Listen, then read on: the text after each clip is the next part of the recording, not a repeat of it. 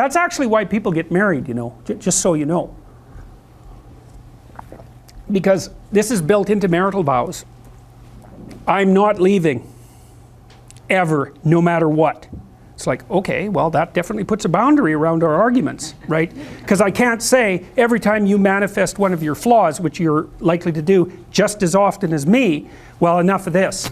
It's like, that's horrible, man. If your whole life is, well, every time you get out of line, I'm out of here. First of all, you're not going to admit to ever doing anything wrong.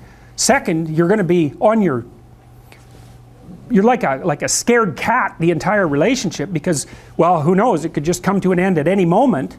It's like, you know, people say, well, if the possibility of divorce is open, it makes you free. It's like, yeah, that's what you want. You want to be free, eh? Really?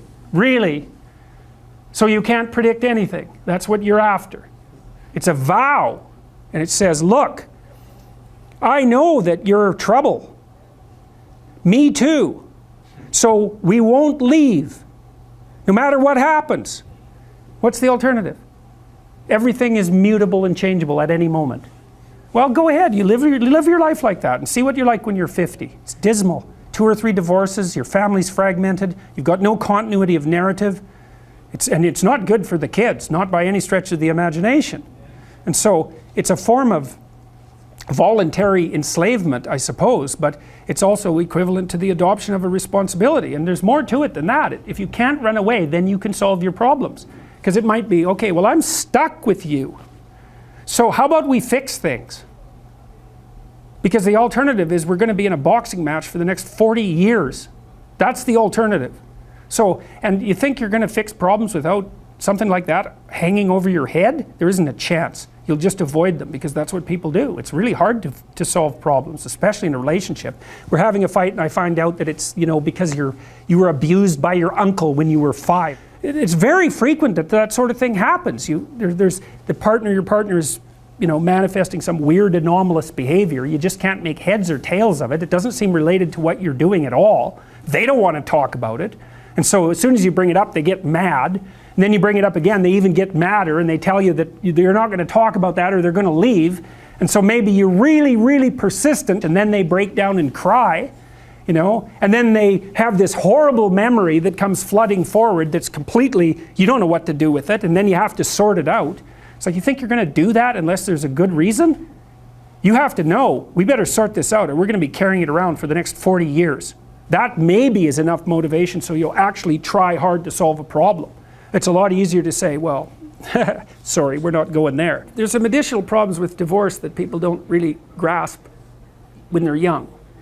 Like the idea that you can be divorced once you have children, that's kind of a stupid idea, because you can't.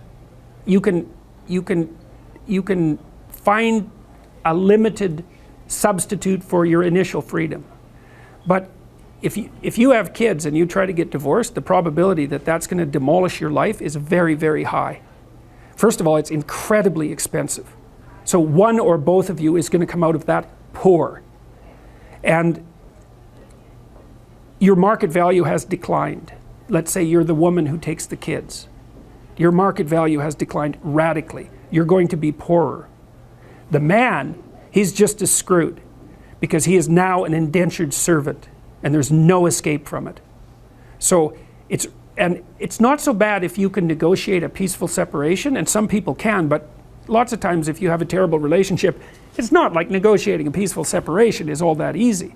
But if you're at each other's throats, good luck to you. I think it's roughly equivalent to having non-fatal cancer. It is not pleasant. It's a 10-year process, 15-year process. It'll cost you $250,000. And it'll tear a big chunk out of your life. And also it will really disrupt your relationship with your kids.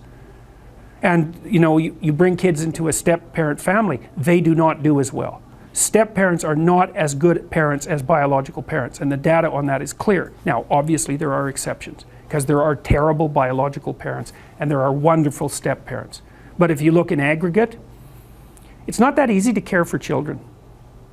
You need everything you can binding you to them. And if they're someone else's children, mostly they get in the way of the person that you love, right?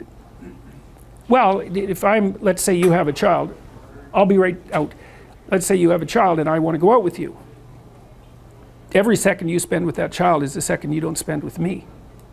And there's going to be a price for that. I'm not going to be happy about that. And if I have a child, you're going to feel exactly the same way. You might say, well, no, I love children. It's like, yeah, sure. Sure you do. I doubt it. You might love your child. And you know, it's pretty specific the way that people love children. So, and the rate of abuse for kids in step-parent families is way higher than it is in biological families. There's not even any comparison.